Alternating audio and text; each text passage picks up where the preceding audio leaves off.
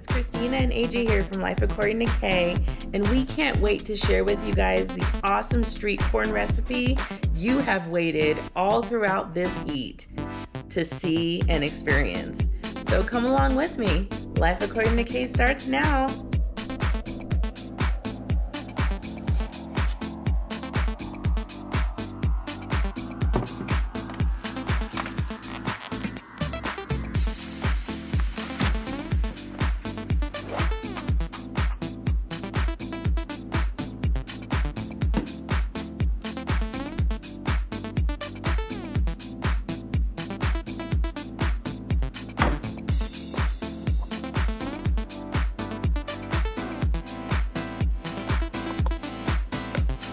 So just a little plug about my habanero sea salt that you may or may not put in your street corn recipe. Spice Traveler is the place where I got this in Prescott. So if you happen to be in Arizona, I would go check it out. It's in their Emporium downtown, and they have all kinds of sea salts, all kinds of peppers, all kinds of powders, and I highly recommend. You only need about 2 or 3 grains of this, guys. 2 or 3 to really feel the habanero and taste the sea salt. So even if you don't use sea salt because of dietary restrictions or heart issues, you can use just a little bit of this and it goes a long way. Plus, mineralized salt is a lot better for you than the iodized regular table salt. So recommend this every time. Hey Lifers, it's Christine here from Life According to Kay. Just a quick commercial break. Just to remind you guys, we do this content every Sunday, and to like and subscribe and share with some of your greatest pals out there. If you love exploring life's journeys, being creative in your problem solving, and just being really finding important ways to help others find their why, then you should be subscribing to this channel. I'm on TikTok, Facebook, and Instagram. I'm on TikTok, Facebook, and YouTube. Every Sunday we post original content to show you some great things about life and help you and others along the way. Won't you subscribe? I hope you do. Now back to the content. Bye.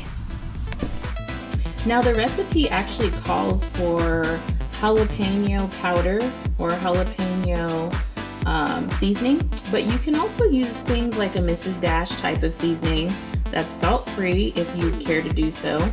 I chose to go with lemon pepper, salt-free. I also could go with a paprika and some other mixture. So really just go for what you like and what works for your dietary needs. Okay, we got the corn, so guess what time it is now? It's boil time. That's right. Now we're gonna boil these 4 ears of corn, and then we're gonna get going. All right, so I got my pot filled with water. Again, I'm gonna be boiling my corn, but some people wanna bake it, some people want to put it in the toaster oven. Those are perfectly fine. Those will all change the flavor of your corn. I prefer to boil because it's quicker, but I have also had it baked and it's delicious as well. It has a different baked in taste that way. So I just eyed this, probably about 4 to 6 cups of water in here, and then I'm gonna go ahead and boil it and get the corn in there.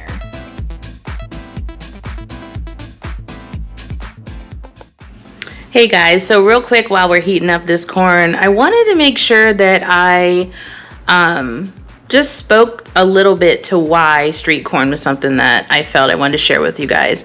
A lot of times we see things within the grocery store, or maybe if we're out, right, like out and about in the city, right, and they have food trucks and things like that, and you're like, man, do I always have to buy this every time? No, you don't. And being that this is an independent inspired channel, I want to encourage you guys, if you see something you're like, I can make that, try it.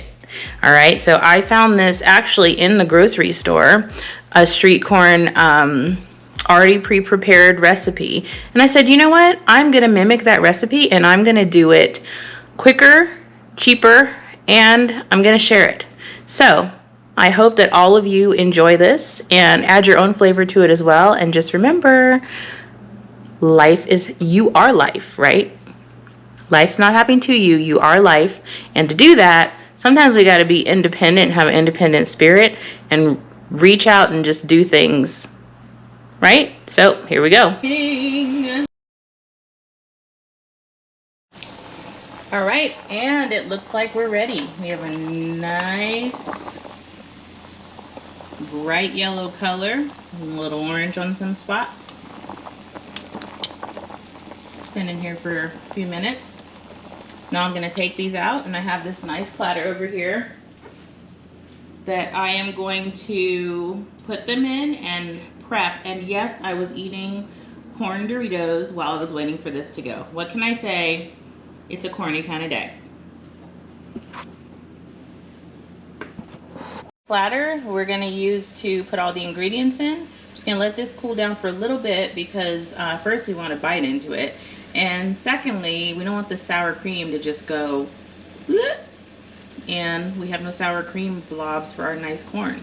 So we're going to let it cool down for about 10 minutes, and then we're going to go ahead and add the ingredients on and chow down. My recommendation on this, sometimes I do the cheaty way, and to cool down, I'll just pop it in the freezer for like 5 minutes, and it's cooled down way faster than it would be on the counter. So that would be a good recommendation. I personally am going to do that right now because I want to show you guys just how quickly that can happen. And then also I want to just get through this and kind of show you guys how it looks, finished product. Okay, here we go. So I'm just going to take this and put it in the freezer. All right. Woo. In the freezer. Here we go. Okay, so it's been about 5 minutes or so we're going to go ahead and bring these out. You guys, this container is nice and cool. Love the freezer. So now we're just going to put this down here. And you have a couple of choices. What I like to do is put down sour cream, and then on top of the sour cream, I like to put the lemon pepper or your jalapeno seasoning. And if you want that spice, if you're not using lemon pepper, you can also use paprika. And for the topping, the absolute topping, you can use Parmesan cheese. Some people use regular cheese. But those are the three main things: your seasoning, sour cream, and then some kind of cheese on top. So here we go. All right, guys, so here's the finished result. I just went ahead and did one corn because I'm going to actually wrap up the others in this lovely aluminum foil and then save them for heating in the microwave and taking ingredients for my lunch tomorrow, which is also an option for you. In baggies, packing up some of the ingredients, microwaving your corn, and there you go, street corn on the go. So I can't wait to dig into this. I hope you guys enjoyed watching. In the comments, let me know, do you put cheese on your street corn when you have it? If you're at a food truck or out in the city, or if you make it at home, what are some of the ways you like to make it? I thought this was awesome, and I just feel so invigorated knowing that I could make it myself. I hope to see you guys next time, and I hope for all those that are diabetic or looking for something low carb, I hope that this was helpful for you, and I hope to see you guys next time we post. Remember, life is not happening to you, you are life. See you guys next time. Bye. All right, that's it for today's content. Remember, like, subscribe, and share, and smash that bell if you want to see when I update every Sunday. Bye.